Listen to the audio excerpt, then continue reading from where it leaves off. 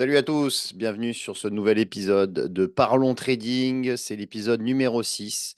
Très heureux de vous retrouver pour ce nouvel épisode. Et cette fois-ci, nous allons parler évidemment d'un actif qui défraye la chronique, c'est le Bitcoin. Alors, on va tenter d'apporter une réponse technique à l'évolution de cette course effrénée du Bitcoin. Avant toute chose, le disclaimer, la clause de non-responsabilité, je vous laisse la découvrir. Si vous souhaitez la lire, vous le pouvez. Alors, on va commencer par les chiffres à retenir sur le Bitcoin. Effectivement, les chiffres sont assez étourdissants. On a une performance en 2023 de 163%. D'ailleurs, depuis le début de l'année 2024, on est déjà à plus 80% de hausse sur le Bitcoin. Ça fait pâlir certaines variations d'actifs. Évidemment, c'est la plus forte hausse de tout actif confondu. Depuis 5 ans, ça prend 1737%. Et alors, j'aurais essayé de retrouver la performance depuis le début, mais effectivement, ça n'aurait pas vraiment de sens de donner le pourcentage, puisque ce serait plusieurs centaines de milliers. Mais effectivement, un bitcoin en 2019, au tout début, valait 0,1 centime. Voilà, donc c'est pour vous dire l'évolution extraordinaire de cet actif. Et puis la market cap, c'est-à-dire la capitalisation boursière, aujourd'hui, c'est 1400 milliards de dollars. C'est 2 fois plus qu'en début d'année. Donc évidemment, ce sont les ETF. L'approbation de les ETF Bitcoin aux États-Unis qui ont permis de drainer des flux entrants massifs, puisqu'on était à peu près à 800 milliards en janvier et aujourd'hui, donc on est en mi-mars, eh bien, on a 1400 milliards de capitalisation. Pour donner un ordre d'idée, ça vaut à peu près Amazon. C'est la market cap d'Amazon.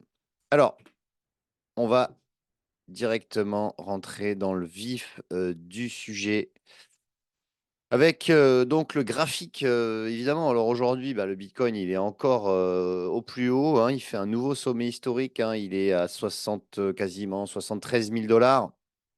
Alors, et quand on regarde en weekly, on voit qu'on a eu plusieurs phases de forte hausse. Alors, on a eu la première en 2017, hein, où on est passé quasiment, on va dire, de 200, 300 à 2000 dollars, à 20 000 dollars, pardon. Ensuite, on a eu cette phase de 2021 qui avait commencé fin 2020, où on est passé de 10 000 à 60 000, un peu plus, même 60, on avait fait 68 000. Et on a cette nouvelle phase de hausse qui a commencé. Alors, on peut dire que alors, ça a commencé plus doucement, fin 2022, puisqu'on était aux alentours des 15 000, mais on a vraiment démarré fin 2023, un peu comme en 2021, fin 2023 aux alentours des 25 000, et aujourd'hui, on est à 73 000. Alors, maintenant, en analyse technique, je vais zoomer un petit peu. Donc, je me mets en mode daily pour trouver des supports. Alors, en général, on trouve des supports avec les phases de creux. Là, le creux dure une seule séance, donc c'est un petit peu rapide. Mais la dernière phase de creux, effectivement, c'était début mars où on allait retester les 58 000, 59 000 dollars. On peut considérer que c'est un support, un premier niveau de support qui pourrait être intéressant pour ceux qui ont raté le train, on va dire, et qui souhaitent, qui attendent un repli pour rentrer sur le Bitcoin. Alors après, il y a effectivement le niveau des 52 000 qui avait été un niveau de résistance où le Bitcoin, justement, avait à ce moment-là, souvenez-vous, ça a duré à peu près 2 semaines, fin février, où on testait les 52 000. On pouvait se demander, enfin, on pouvait se dire, ben là, maintenant, ça bute un peu, parce qu'on était quand même passé alors, début d'année, on était aux alentours oui, on était aux alentours des 40 000, mais même fin octobre 2023, on était qu'à 25 000. Donc, on avait fait 25 000, 52 000. On pouvait se dire, ça va buter, mais pas du tout. On a eu encore une nouvelle jambe de hausse phénoménale, puisqu'on passe de 52 à 72 en l'espace de 15 jours à peu près. Donc, effectivement, c'est très important comme hausse. Euh, voilà. Donc maintenant, si on veut alors pour ceux qui sont en position et qui se disent à quel niveau dois-je sortir, ou alors ceux qui veulent faire sur du long terme et laisser, Libre à vous, hein, bien évidemment, de laisser votre position courir. Mais ceux qui veulent prendre une partie de leurs bénéfices, comment on fait? Puisque quand on voit, eh bien, on est au-dessus des sommets historiques. On n'a pas de résistance historique puisqu'on est au plus haut. Il y a un outil très intéressant en analyse technique, ça s'appelle la prolongation de Fibonacci selon la tendance. Ici, hein, donc vous allez sur cette icône, hop, et là, vous tracez donc les prolongations de Fibonacci. Donc, vous prenez prenez une phase de hausse, par exemple celle-ci. Vous allez jusqu'au dernier sommet et ensuite, vous prenez le retracement et ça vous donne les objectifs. Alors là, j'ai pris une phase volontairement euh, un petit peu passée. Alors, l'objectif, bah, c'était comme quoi ça marchait plutôt bien. C'était 60 000, premier objectif.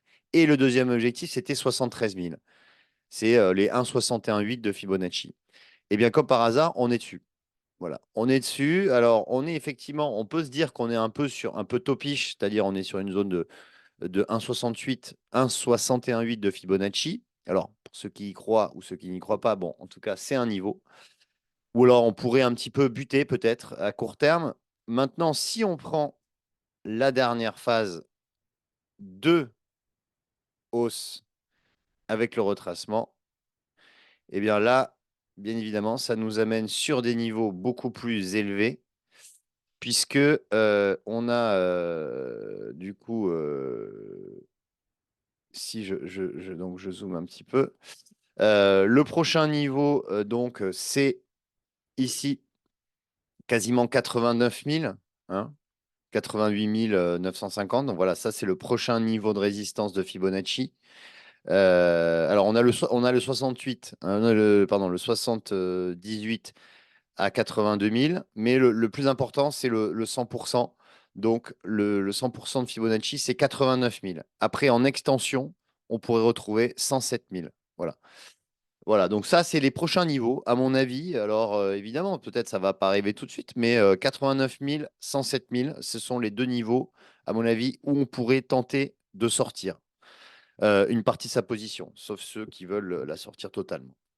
Voilà. Donc, c'est intéressant ces prolongations de Fibonacci puisqu'on n'a pas de niveau de résistance. Maintenant, alors, qui nous dit pas qu'on est à court terme sur un plus haut?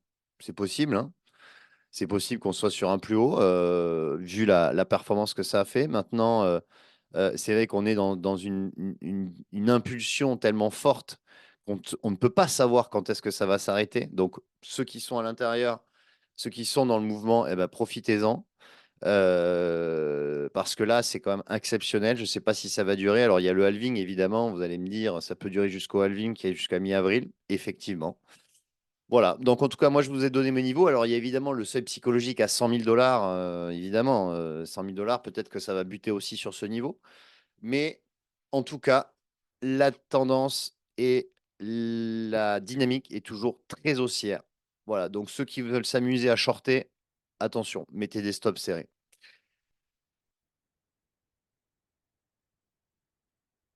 Voilà. Quant à moi, eh bien, écoutez, je vous dis merci. Merci de m'avoir suivi pour ce nouvel épisode de Parlons Trading. J'espère que ça vous a intéressé, que vous y voyez un peu plus clair techniquement sur le Bitcoin. Si ça vous a plu, pardon, mettez un petit like ou suivez le compte eToro France sur Twitter. Quant à moi, je vous dis merci et bien à la semaine prochaine pour un nouveau Parlons Trading.